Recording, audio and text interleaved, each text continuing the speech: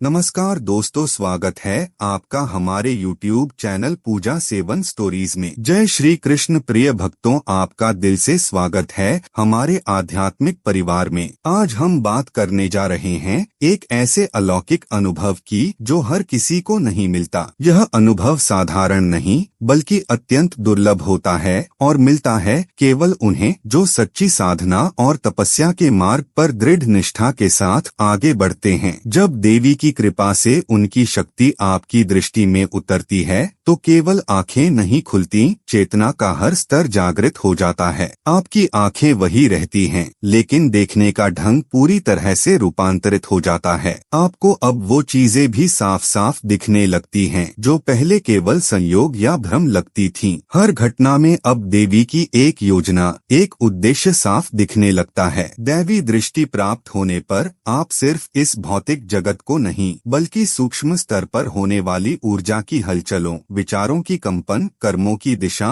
और झूठ सच के जाल को भी पहचानने लगते हैं। ये दृष्टि बाहरी ही नहीं होती, ये तो आत्मा के भीतर छिपे सबसे गहरे रहस्यों को भी प्रकट कर देती है। हमारे शास्त्रों में ऐसे कई दिव्य दृष्टि के उदाहरण हैं, जैसे संजय, जिन्हें श्री व्यास जी ने महाभारत युद्ध का आंखों देखा हाल बताने के लिए दिव्य दृष्टि दी थी, जैसे पवन पुत्र हनुमान, जिन्होंने माता सीता को लंका में दिव्य दृष्टि से देखा, और स्वयं महादेव का तीसरा नेत्र जो केवल विनाश नहीं बल्कि ब्रह्म ज्ञान का भी प्रतीक है। तो आइए अब जानते हैं वे 9 रहस्यात्मक चीजें जो एक साधक को तब स्पष्ट दिखने लगती हैं जब उसकी आंखों में देवी की शक्ति स्वयं उतर आती है। पहला संकेत, जब किसी साधक की दृष्टि में देवी की शक्ति का प्रवेश होता है तो उसकी देखने की क्षमता केवल भौतिक स्तर तक सीमित नहीं रहती। अब वह केवल चेहरों को नहीं, चरित्र को पढ़ने लगता है। यह परिवर्तन इतना गहरा होता है कि सामने वाला व्यक्ति चाहे जितना अच्छा अभिनय क्यों न कर ले, उसका वास्तविक स्वभाव अब छिपा नहीं रह पाता। ऐसे साधक को अब किसी के बोलने के तरीके या चेहरे की मुस्कान से भ्रम नहीं होता, क्योंकि वह शब्दों से ज्यादा उसकी ऊर्जा को पढ़ता है। सामने वाला व्यक्ति जो कह रहा है और जो भीतर सोच रहा है, वह भेद अब स्पष्ट झलकने लगता है। चाहे वह अपने मीठे व्यवहार से आपको प्रभावित करने की कोशिश करे, आप उसकी वास्तविक नियत को महसूस कर लेते हैं। हाव भाव के पीछे की भावनाएं, शब्दों के पीछे का उद्देश्य और आंखों के पीछे की सच्चाई, सब कुछ जैसे एक खुली किताब बन जाता है। यह दृष्टि किसी को नीचा दिखाने या आंकने के लिए नहीं होती, बल्कि सच्चाई को पहचानने और अपने मार्ग को स्पष्ट रखने के लिए मिलती है। जब देवी की कृपा से दृष्टि शुद्ध होती है तब स्वभाव की परख अपने आप जागृत हो जाती है। दूसरा संकेत, जब किसी साधक की आंखों में देवी शक्ति का प्रकाश उतरता है तो उसकी चेतना इतनी संवेदनशील हो जाती है कि वह झूठ और छल को केवल सुनता नहीं बल्कि भीतर तक महसूस करने लगता है। सामने वाला चाहे कितना भी चतुराई से बात करे, उसका बनाया हुआ जाल अब साधक की नजरों से बच नहीं पाता। ऐसे साधक के लिए झूठ अब सिर्फ एक शब्द नहीं रह जाता, बल्कि वह एक असंतुलन की तरह महसूस होता है। जैसे ही कोई असत्य बोलता है, साधक के भीतर एक बेचैनी, हलचल या अस्वस्थता सी उत्पन्न होने लगती है। यह अनुभव इतना सूक्ष्म होता है कि शब्दों से पहले ही झूठ की पहचान हो जाती है। सामने वाला कुछ भी कह रहा हो, लेकिन साधक की दृष्टि सीधे उसकी भावना और उसके अंतर्मन तक पहुंच जाती है और वहीं से उसे सच्चाई या कपट का संकेत मिल जाता है। यह विशेष दृष्टि साधक को दुनिया के छलावे से बचाने के लिए आती है,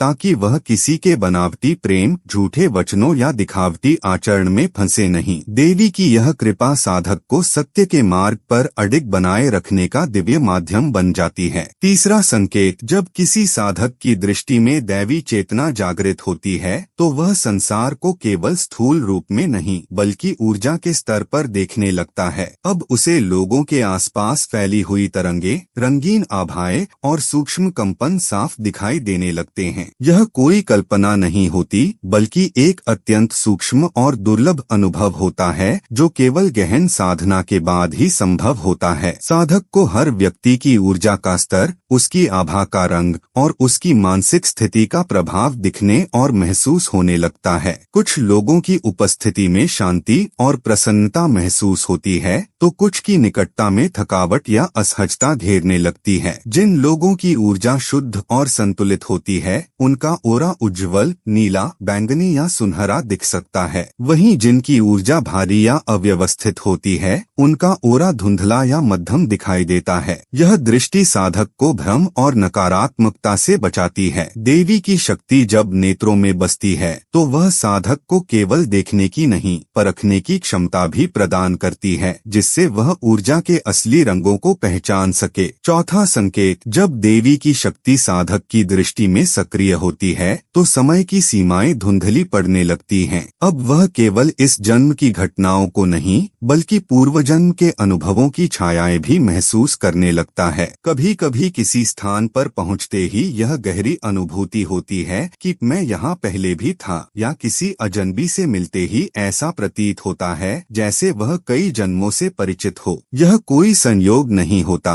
बल्कि आत्मा की स्मृति धीरे धीरे जागने लगती है। देवी शक्ति की कृपा से जब अंतर्दृष्टि खुलती है तब बीते जन्मों की अनुभूतियाँ और अधूरे कर्म धीरे धीरे सामने आने लगते हैं। इन अनुभवों से साधक को यह भी समझ आने लगता है कि उसका वर्तमान जीवन किस उद्देश्य से मिला है और उसे किन कर्मों का सुधार या समापन करना है। यह बोध केवल दर्शन नहीं बल्कि एक दैवी चेतावनी होती है जो जीवन के गहरे अर्थ को समझाने आती है। यह दृष्टि साधक को भूत, वर्तमान और भविष्य के बीच का संबंध स्पष्ट रूप से दिखाने लगती है ताकि वह आत्मा की यात्रा को जागरूक होकर आगे बढ़ा सके। पांचवा संकेत, जब साधक की दृष्टि में देवी शक्ति का पूर्ण रूप से वास हो जाता है तो उसका संबंध केवल वर्तमान से नहीं रह जाता, वह समय से परे देखना शुरू कर देता है। यह कोई तांत्रिक विद्या या मानसिक खेल नहीं बल्कि देवी की कृपा से जागृत हुआ एक दिव्य संकेत होता है जो केवल पवित्र मन और निर्मल चेतना में प्रकट होता है। ऐसे साधक को कभी ध्यान में, कभी स्वप्नों के माध्यम से या कभी जागृत अवस्था में भी भविष्य की झलक मिलने लगती है। आने वाली घटनाओं का आभास पहले ही हो जाता है, चाहे वह किसी संकट की छाया हो या किसी शुभ अवसर का द्वार। साधक यह समझने लगता है कि किस दिशा में चलना लाभकारी है और किस मार्ग से दूर रहना चाहिए। यह दृष्टि समय से पहले चेतावनी देती है ताकि साधक असमय समस्याओं में न उलझे और योग्य समय पर उचित निर्णय ले सके। यह अनुभूति अंधविश्वास नहीं बल्कि एक दिव्य सूक्ष्म ज्ञान है जो देवी द्वारा समय के पर्दे को थोड़ा सा हटाकर साधक को अगली चाल समझा देती है। यह भविष्य दृष्टि साधक को मार्गदर्शन देने का एक ईश्वरीय माध्यम बन जाती है। छठा संकेत, जब साधक की दृष्टि देवी शक्ति से पूर्ण रूप से प्रकाशित हो जाती है तब वह केवल स्थूल संसार तक सीमित नहीं रहता,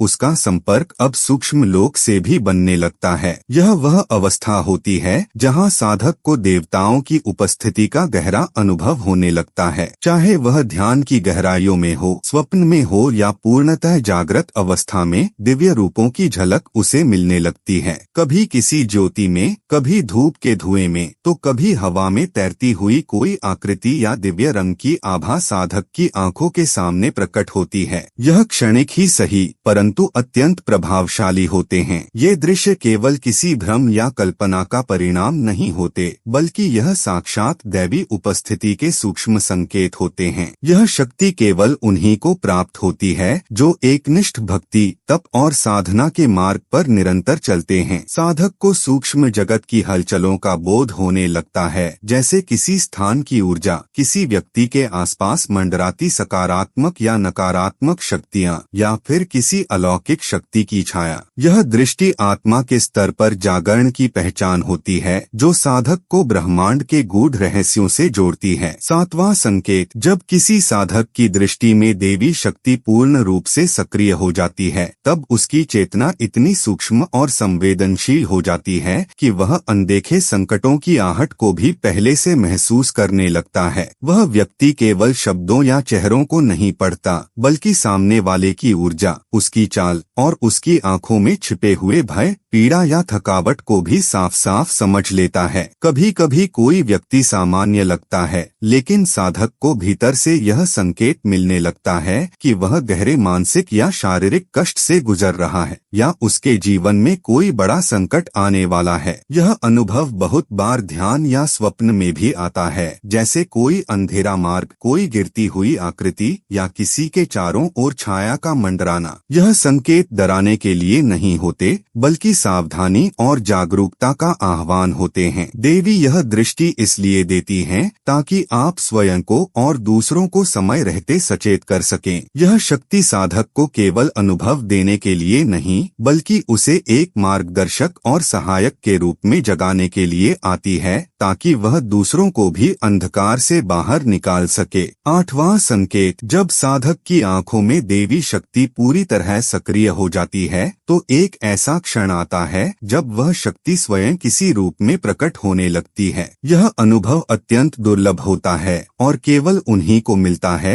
जिनकी भक्ति निष्कलंक और साधना निरंतर होती है। कभी यह दर्शन ध्यान की गहराइयों में होता है, कभी स्वप्न में और कभी एकांत में बैठते हुए, जब बाहर सब कुछ शांत होता है पर भीतर एक अद्भुत ऊर्जा प्रवाहित होने लगती है। कभी यह झलक धूप की किरणों में, जल की तरंगों में या फिर एक मंद प्रकाश के रूप में दिखाई देती है। उस क्षण आपकी आंखें भारी हो जाती हैं, शरीर एकदम स्थिर हो जाता है और पूरे अस्तित्व में एक गूढ़ कंपन उठता है, मानो किसी अदृश्य शक्ति ने आपको छू लिया हो। यह अनुभव केवल बाहर का दृश्य नहीं, बल्कि भीतर की चेतना को जागृत करने वाला स्पर्श होता है। इसके बाद साधक का पूरा व्यक्तित्व बदलने लगता है। चंचलता शांत गंभीरता में बदल जाती है और उसका ऑरा इतना सशक्त हो जाता है कि कोई भी नकारात्मकता उसके समीप टिक नहीं पाती। साधक अब केवल भक्त नहीं रहता, वह शक्ति का माध्यम, एक दिव्य संदेशवाहक बन जाता है। 9वां संकेत, जब साधक की दृष्टि में देवी शक्ति स्थायी रूप से स्थापित हो जाती है, तब उसके देखने का ढंग पूरी तरह बदल जाता है। अब वह संसार को केवल घटनाओं का सिलसिला नहीं मानता, बल्कि हर परिस्थिति, हर संबंध और हर बदलाव में ईश्वरीय योजना की झलक देखने लगता है। उसे यह स्पष्ट अनुभव होने लगता है कि यह संपूर्ण सृष्टि एक दिव्य लीला है, जहां हर घटना किसी गहरे कारण से घटित हो रही है। ऐसे साधक को अब किसी से शिकायत नहीं होती,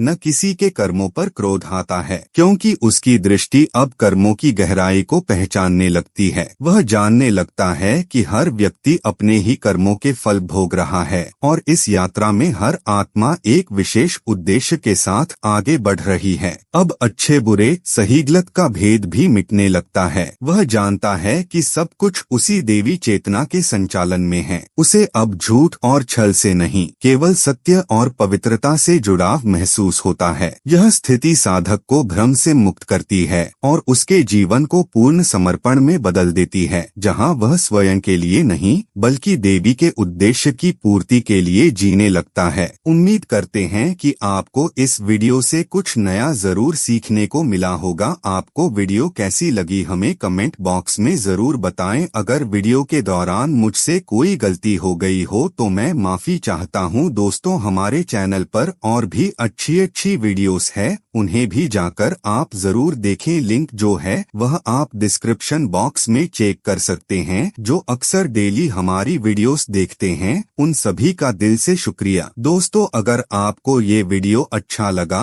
तो कृपया करके वीडियो को लाइक और कमेंट बॉक्स में हर हर महादेव जरूर लिखें और वीडियो को शेयर जरूर करें और चैनल को सब्सक्राइब करें। धन्यवाद। ओम नमः शिवाय। यहाँ यह बताना जरूरी है कि हम किसी भी तरह की मान्यता, जानकारी की पुष्टि नहीं करते हैं। किसी भी जानकारी या मान्यता को अमल में लाने से पहले संबंधित विशेषज्ञ से सलाह लें। वीडियो को अंत तक देखने के लिए आप सभी का बहुत बहुत धन्यवाद।